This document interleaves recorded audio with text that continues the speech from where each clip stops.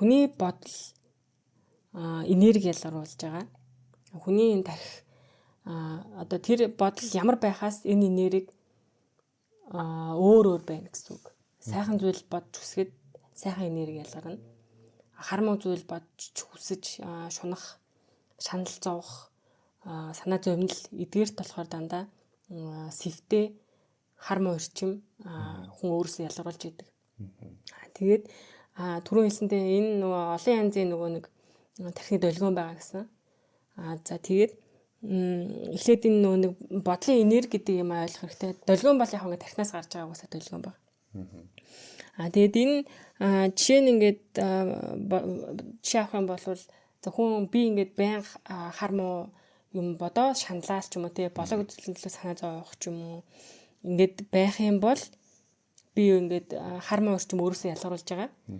Тэгээ энэ нь ингээд жишээгээр ингээд авах юм бол би өөрийнхөө гадуур ингээд үүл бүрхүүлцэнтэй адилхан болчдөг гэсэн. Уг нь бол хүний ингээд гадуур аавра гэрлэн бүрхүүлгээд хүмүүстэй юм мэднэ. Ингээд олон хүнгийн ингээд байгалийн эрчимтэй нийлээд ингээд гэрэлтэж явах байх байсан чинь би ингээд хар эрчим ялгаруулсаар агаад ингээд өөрийнхөө ингээд хар юмаа дүүргээд үүл бүрхүүлсэн байгаатай адилхан болчихно гэсэн үг. Тэгээ ингээд би миний урд ингээд нүрээр те бодлоос гарч байгаа ч мэдээж энэ толгой тарихаар илүүтэй одоо ингэж ялгарч дүүрнэ гэсэн үг байхгүй юу? Тэгэхээр ингээд үүл миний урд ингээд ирчих юм бол манан ч юм уу ингээд бүрхчих юм бол би энүүхэнд байгаа юмыг ч гэсэн сайн харж чадахгүй гэсэн үг. Энүүхэнд байгааг харж чадахгүй юм чинь бүр цаана алс байгаа юмыг бүр харж чадахгүй. Тэр хүн яадаг вэ гэхээр ингээд хар эрчимдээ баригдаад ирэхээрээ алсыг бодох, харах, зорих гэдэг юм маань ингээд бүрхэг болоод эхэлдэг.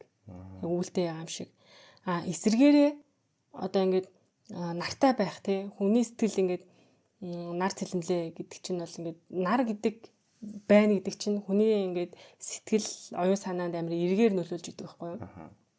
Одоо зүгээр ингээд дулаахан өдөр байхад л хүн ингээд айгуу сэтгэл санаа гоё байдаг ч юм уу. Зуны үйлрэл хавар болох гэдэг ч юм уу ингээд цаанаасаа ингээд сэтгэлийг айгуу 50 гоё болгож идэг. Нарны энерги тийм хүчтэй байна гэсэн үг.